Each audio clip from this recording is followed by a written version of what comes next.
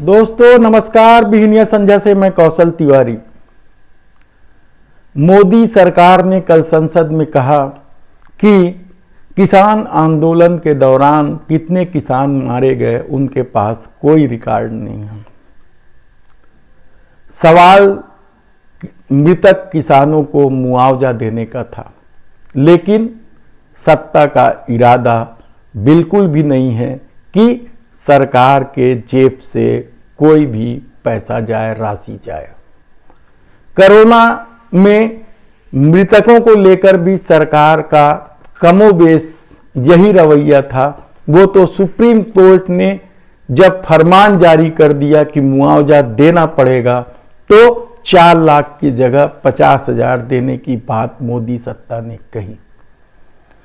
Oxygen के अभाव में इस देश ने कोरोना काल में तड़पते हुए लोगों को मरते देखा, लेकिन मोदी सत्ता ने संसद में कहा था कि उनके पास कोई रिकॉर्ड नहीं है, ऑक्सीजन के अभाव में कोई नहीं मरा है।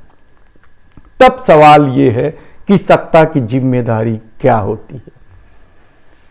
तब सवाल ये है कि क्या मोदी सत्ता अपनी जिम्मेदारी से पूरी तरीके से बचना चाहती है? वह सिर्फ पैसा कमाना चाहती है, लोगों से खून चूसने वाला टैक्स वसूलना चाहती है, जीएसटी से लाखों करोड़ों रुपया कमाना चाहती है, लेकिन आम लोगों को तकलीफों से उनका कोई सरोकार नहीं है।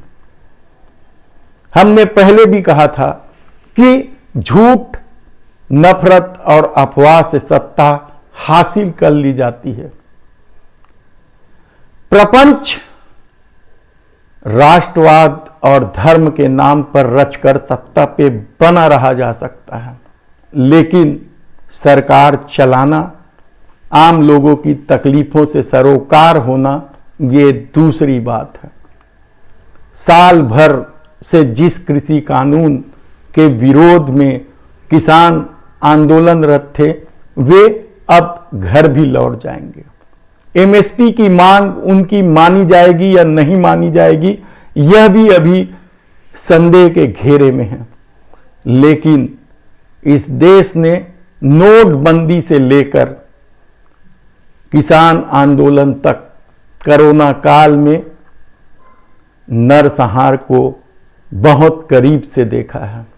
तड़पते ऑक्सीजन के अभाव में लोगों को मरते देखा है।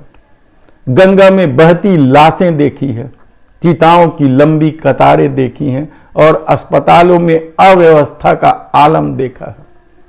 लेकिन सत्ता को इन सब बातों से कोई मतलब नहीं है। वो तो फिर वापस धर्म और राष्ट्रवाद का खेल खेलकर फिर सत्ता हासिल कर लेगी, इसमें कोई बड़ी बात नहीं है। उत्तर प्रदेश में अवध बीजेपी के हाथ से जाते दिख रहा है। बुंदेलखंड में बीजेपी की हालत खराब है और पश्चिम उत्तर प्रदेश में तो किसान अभी भी नाराज हैं।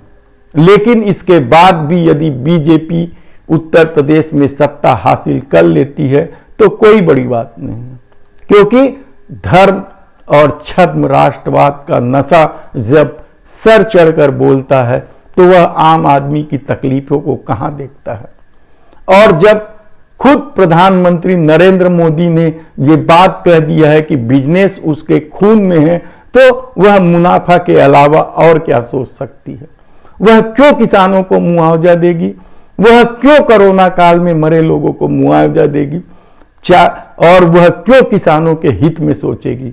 उसे तो हर हाल में कमाई चाहिए, और किसान चंदा नहीं देता है, चंदा कारपोरेट जगत देता है। इसलिए सारे फैसले यदि कारपोरेट जगत के अनुकूल हो तो इसे सत्ता के अनुकूल माना जाना चाहिए, बिल्कुल माना जाना चाहिए। आप मोदी सत्ता के एक एक कदम की समीक्षा करें तो पिछले 7-8 सालों में जो कुछ इस देश में खेला गया वह हैरान कर देने वाला है। वह लोकतंत्र को कमजोर करने वाला है। पेगासस हथियार की बात यदि हम छोड़ दें तो भी बढ़ती महंगाई से क्या इस देश के लोगों को राहत मिल पाएगी? इसी महंगाई के नाम को लेकर भाजपा के यदि आप पुराने वीडियो को देखें कि किस तरीके से महंगाई डायन खाया जाता है कि जुमले के साथ वह नाच करती सड़कों पे दिख जाती है। लेकिन आज क्या स्थिति है? आज लोगों के सामने 2 जून की रोटी के लिए दिक्कतें खड़ी हो गई है। आज ही खबर आई है गुजरात से कि लोगों ने कोरोना काल में बैंकों से करोड़ों लाखों रुपए लोन लिए हैं।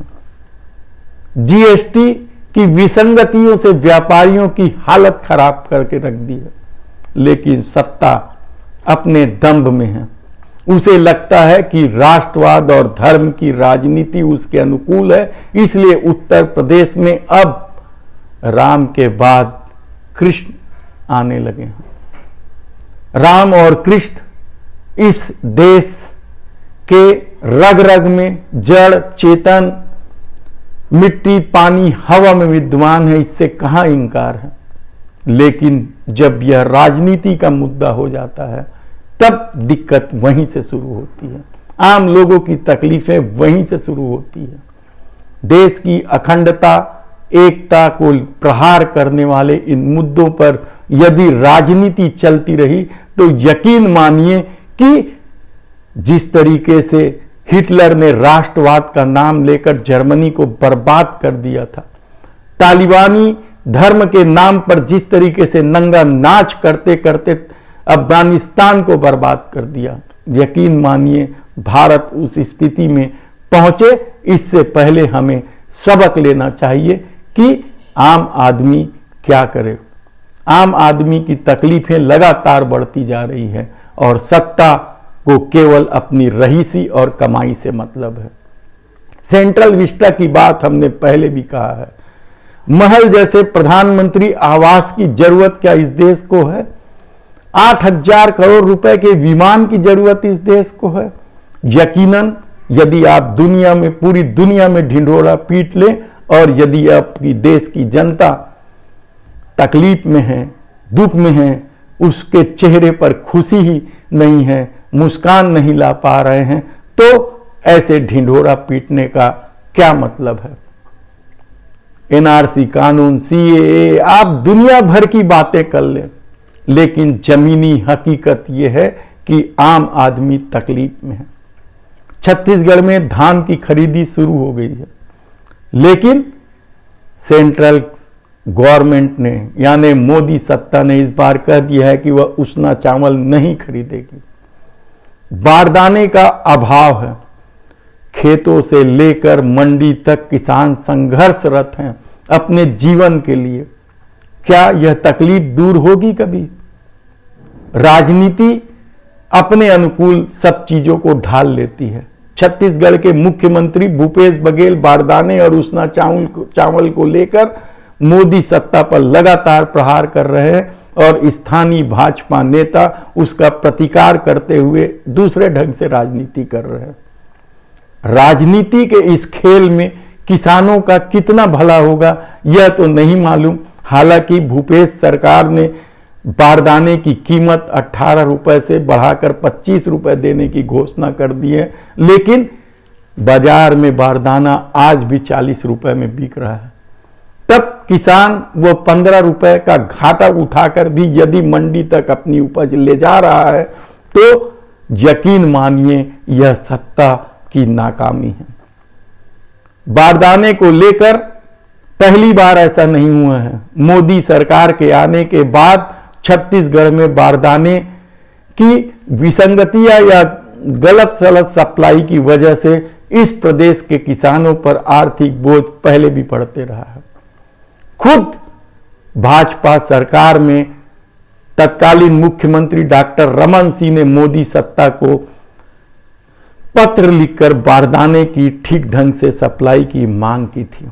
लेकिन आज यदि भूपेश बघेल उसी तरह का पत्र मोदी सत्ता को लिखता है तो स्थानीय भाजपाइयों को इसमें राजनीति नजर आती है। धान केंद्रों की अव्यवस्था का अलग आलम है। किसानों को 15-15 दिनों तक अपनी उपज बेचने के लिए इंतजार करना पड़ रहा है और उसके पास चारा भी क्या है।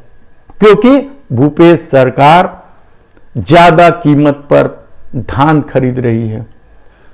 बाजार में उस कीमत में खरीदी नहीं होती है या उतनी कीमत किसानों को मिल ही नहीं सकती, तब किसान हलाकान परेशान इंतजार न करे तो क्या करे।